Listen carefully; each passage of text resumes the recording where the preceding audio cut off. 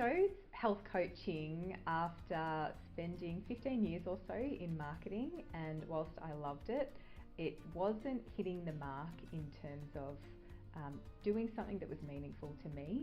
And so I took a break and I really had a good think about what I wanted to do, and I'd always loved health. I landed in marketing. So in my quest to find what I wanted to do in the health field, I found health coaching. And the moment that I started studying, so my entry point in with Wellness Coaching Australia, I knew it was the right place to be. I was able to combine my interest in psychology, in supporting humans, and actually being part of a health solution that is a little bit left of field, what I say in Australia. So we're used to seeing doctors and practitioners, but the concept of having a health coach is something still quite new, but I was able to see the value in that and what I could bring with my experience and support people and practitioners to bring about health change. So as a coach, I have an interest in helping people optimize their health and manage the dance of the balance between achievement and doing, and recovery and health, and determining if we can do all of that and essentially have it all. So some people I speak to, they probably have a bit of a fear that possibly the focus on health and doing the thing that they know they should be doing might actually come at the cost of the things that they want to achieve and do in their life.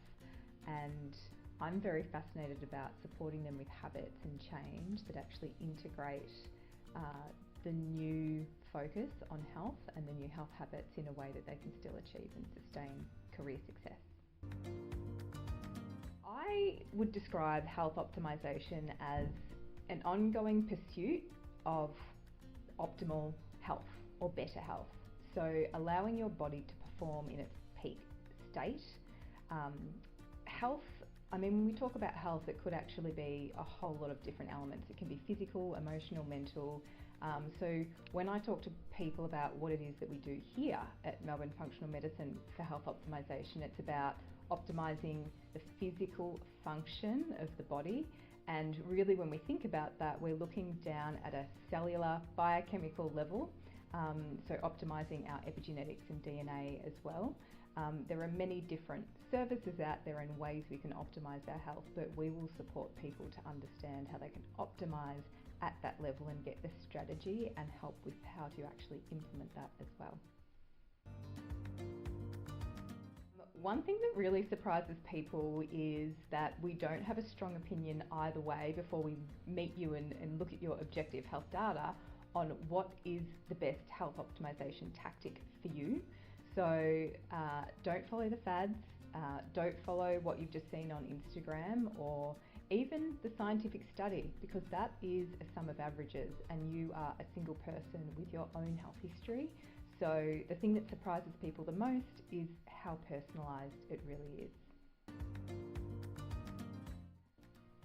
That I really get the commodity of time, and I understand what it's like to be pulled in many different directions in work and in life, and that working on yourself in a way that you want to optimize your health has to be harmonious in the way that your days look, and we need to be very pragmatic about it. So as a coach, it's all about making sure we harness top priorities when it comes to change and not try and do everything at once, and make sure that we can add in micro habits into your day that are sustainable. So this is not just a 1 month challenge and then you put all your energy into that and then you can get back to the real world afterwards. This is how can we put steps in place to be sustainable over time.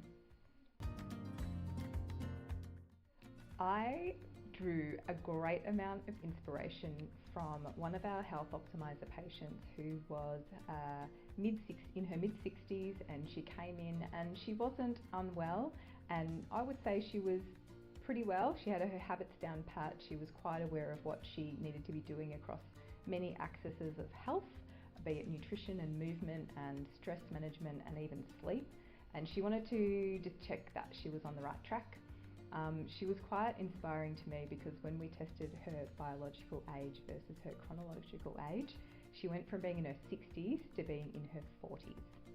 I was knocked off my chair. I actually haven't seen a patient that's had that much of a variance between their biological and chronological age. And what inspired me most about this woman was she obviously had a lot going on and had been doing a lot for a long time that worked for her, but she was very open to learn more and learn about how to refine it, and she did, to her credit. She took the information and we embedded new habits, and she changed or just tweaked some of the things that she was doing to get even better results into the future. And I also need to talk about another patient who was a younger patient, probably I think he was in his mid-30s, and he ran a successful IT company. However, his business was running at its peak, but he wasn't, and he knew he wanted to take his work to the next level and just be a better person all round. Sleep was his linchpin.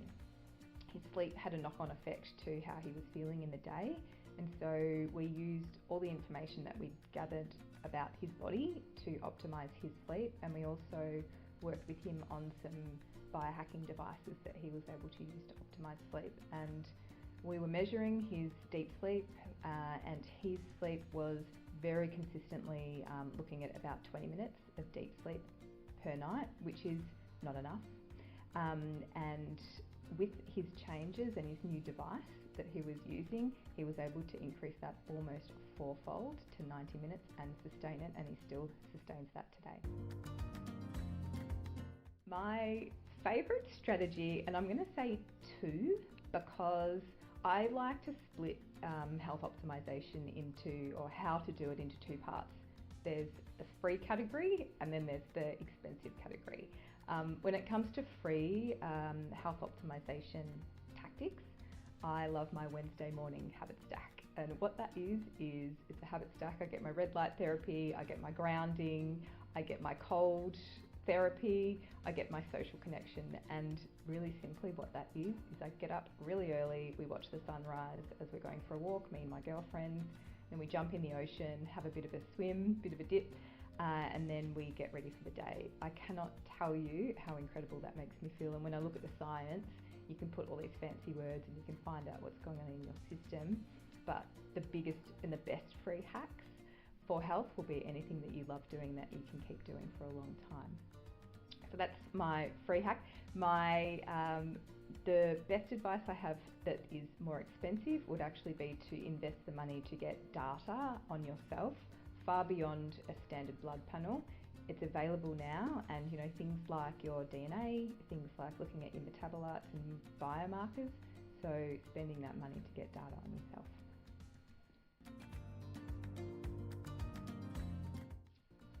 Well, the thing about setbacks is they're the best type of information that a coach needs to actually make behaviour change relevant for you, because it's really easy to set a goal. What's harder is to stress test that goal and ensure that it's realistic and it's going to work. And sometimes the only way to really know is just to get in there and do it. And it's not going to be perfect and easy, especially the first time round. So the role of a coach is to understand what those barriers and what roadblocks get in the way from you doing the thing that you want to do on a daily or a weekly basis, and actually determining and breaking it down into a solution that's actually realistic. So I love it when we have barriers, because then we can break through them. So there are two types of goals, and I like to set goals that are very different to maybe the goal that you even might set with your practitioner. So goals can be outcome based, so I want to have a biological age of 10 years younger, or I want my blood work to be at this number. And you can sit down with your practitioner and work a strategy out and have sort of a goal as an outcome. However, when it comes to coaching, we like to determine what success looks like based on your dedication to working towards achieving that outcome. And you can get great success in doing the things every day that actually may not have yet moved the needle on that outcome, but you can celebrate those wins because you're doing the thing every day, or you've changed your habit. So we call those behavioural based goals, and I definitely like to focus on those because they're the ones that you can celebrate more often.